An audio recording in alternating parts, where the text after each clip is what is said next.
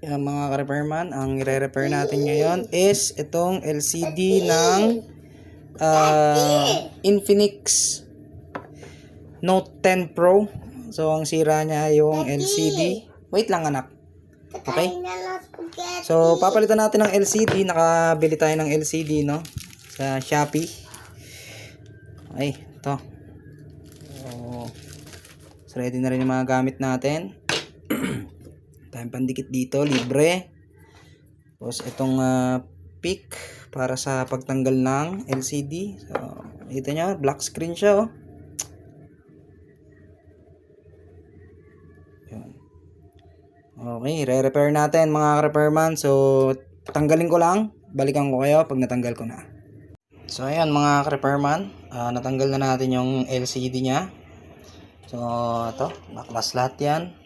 Pati battery. Ito yung LCD na basag, sira. Okay. So, yun. Wasak-wasak na rin yung LCD, no? Talagang ano na siya. Ayan. So, ito ang ating ipapalit na LCD. So, kunin lang natin.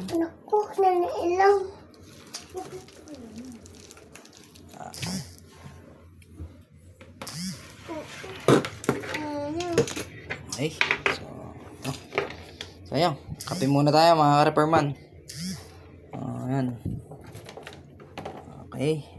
Ang ipapalit nating LCD. So, dahan-dahan lang at baka mabasag ang ating bagong LCD na ikakabit. So, ayan. Bagong-bago mga repairman. Okay. Bagong-bago yung ating ipapalit na LCD. So, babalikan ko kayo once na makabit na natin yung LCD. Alright. Alright mga repairman, so partial na kinabit natin yung LCD. So tetest natin kung gumagana yung ating LCD, no. Ang password nito, teka lang, buksan natin. Ayun, 0612 mga repairman. Tapos check natin yung mga number kung gumagana. 4, 5 6, 7, 8, 9 +3, 0 number sign. Okay. Okay. Iyon. So, okay naman siya. Gumagana lahat. Camera ka. Okay. Flashlight. Iyon.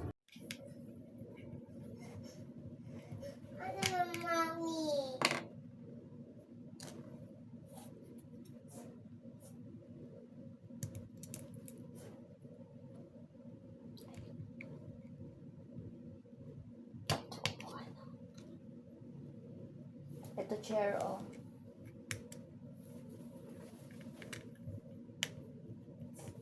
Mga ka-repairman, ikabit na natin yung LCD. So, subukan na natin ulit. 1206 password. Ay, mali. Yun. Mali pala, 0612. So, yun mga repairman. Okay. Okay.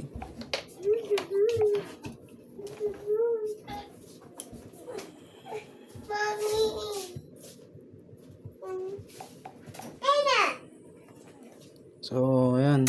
So, lahat naman